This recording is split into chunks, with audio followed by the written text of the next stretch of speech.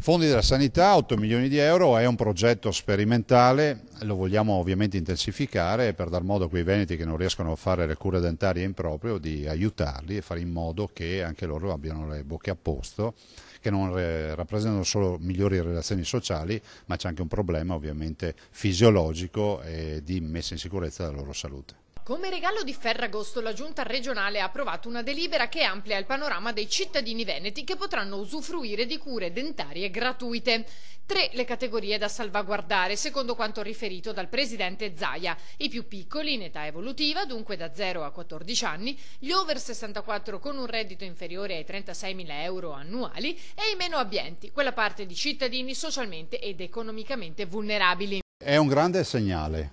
però è anche l'occasione per ricordare che questa sarà una strada impervia, è una novità assoluta, cercheremo di intraprenderla, spero nella collaborazione di tutti i professionisti, prova ne sia che abbiamo fatto questa delibera proprio a Ferragosto, sarà operativa dal 1° gennaio in modo tale che ci siano appunto un bel po' di mesi davanti per poter poi fare gli accordi e pianificare anche le fasi operative.